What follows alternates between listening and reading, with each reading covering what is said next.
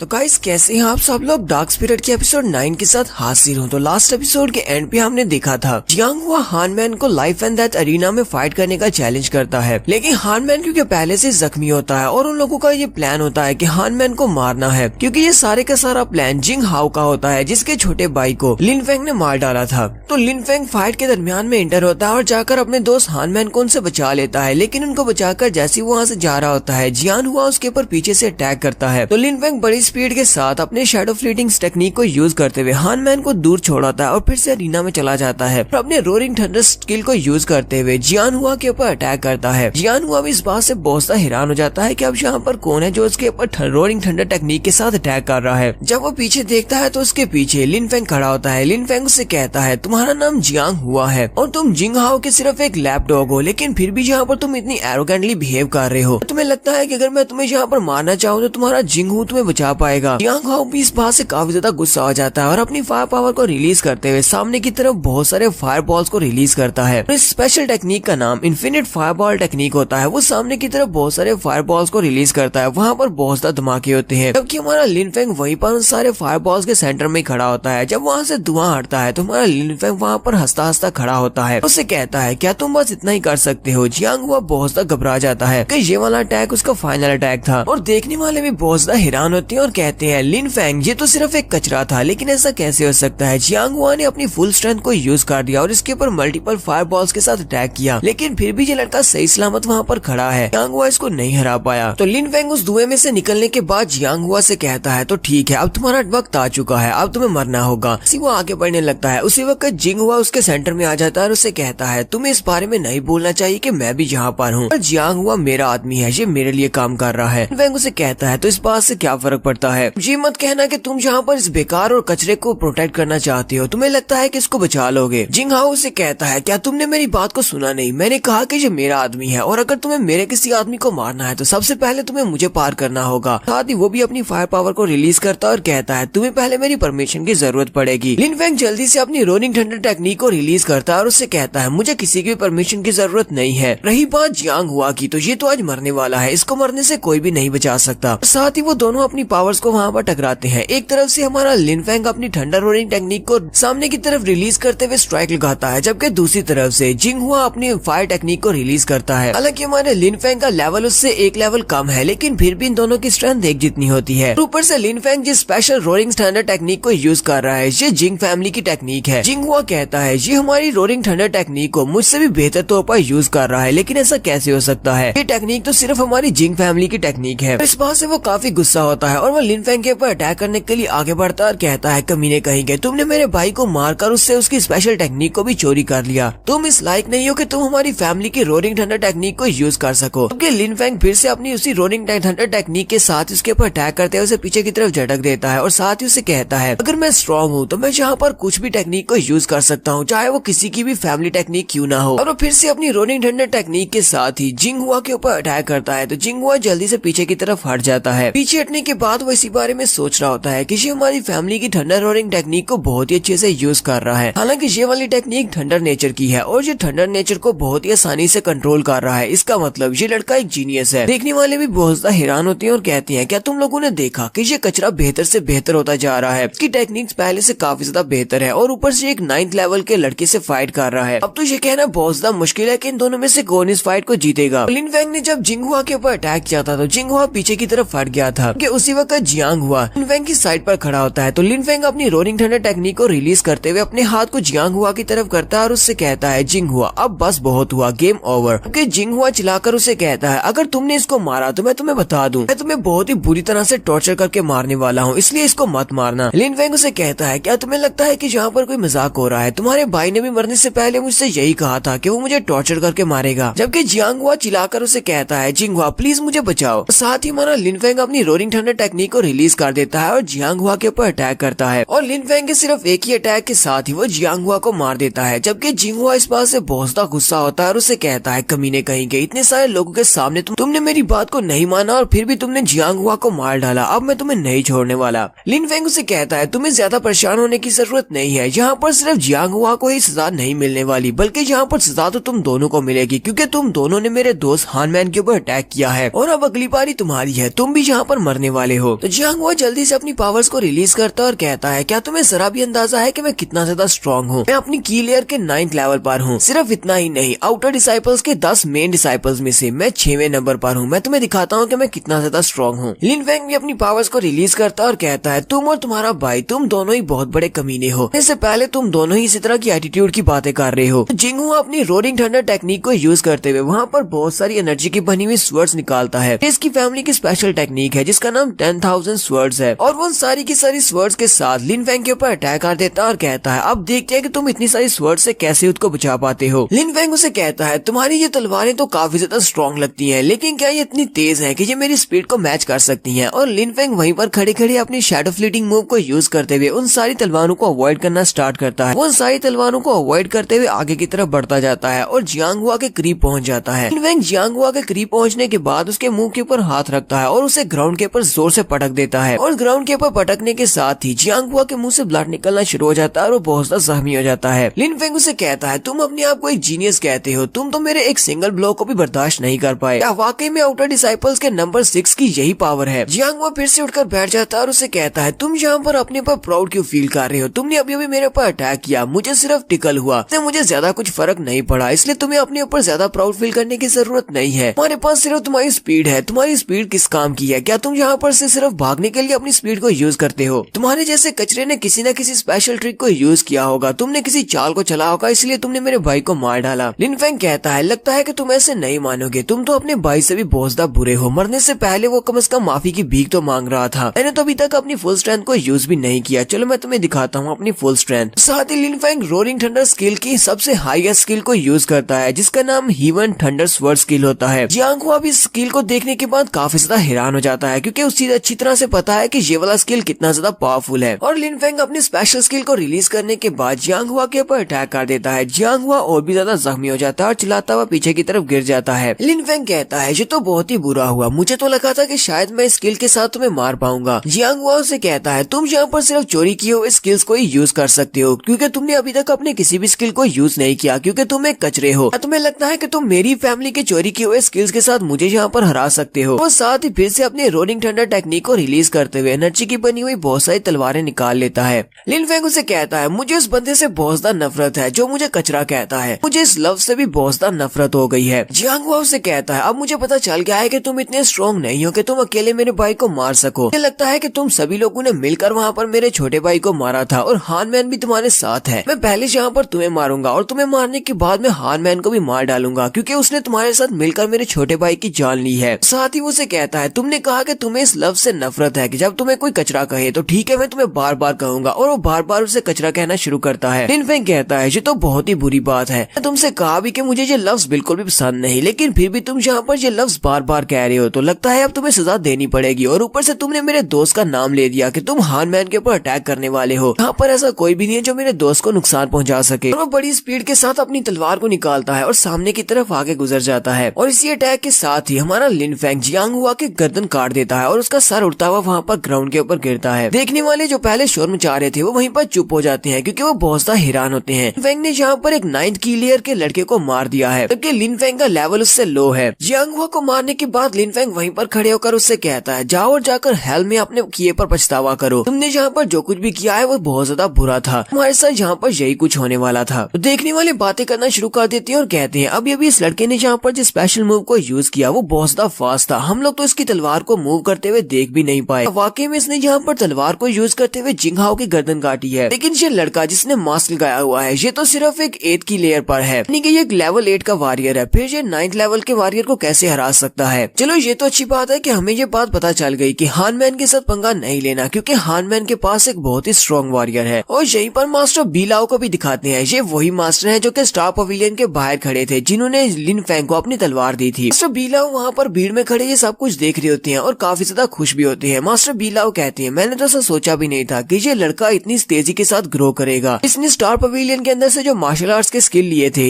इसने उनको मास्टर भी कर लिया। ये तो काफी ज्यादा तेज है। तो लिन फेंग को वहाँ पर अपने दोस्त हान मैन की फिक्र होती है। वो अपनी शैडो फ्लीटिंग स्किल को यूज करते हुए वहाँ से गायब हो जाता है और किसी को भी दिखाई नहीं देता। वो देखने वाले और भी ज्यादा हैरान हो जाते हैं और कहते हैं, तो वो मास्क वाला लड़का तो यहाँ से गायब हो गया। मास्टर बीला उसको जाते हुए देखकर कहते हैं, हालांकि इस लड़के ने जो दोनों स्किल्स लिए थे उन दोनों स्किल्स को भी हाई लेवल तक पहुँचना बाकी बाकी है, लेकिन फिर भी यहाँ पर शैडो फ्लीटिंग स्किल को यूज कर रहा है और साथ ही इसने यहाँ पर ड्रॉसवर्ड मेथड को भी यूज किया है। इसका मतलब यह है कि इन दोनों स्किल्स को सीखने में काफी हद तक कामयाब रहा है। लगता है कि मेरी नजर ने धोखा नहीं दिया, मैंने जिस लड़के को अपनी तलवार दी है वो वाकई में एक जीनियस है। और यहीं पर हम लोग अपनी एपिसोड 9 का एंड करेंगे। एपिसोड की एक्सप्लेनेशन अच्छी लगी हो तो कमेंट करके जरूर बताइएगा। चैनल को सब्सक्राइब कर दे, वीडियो को लाइक और शेयर कर दे। शुक्रिया।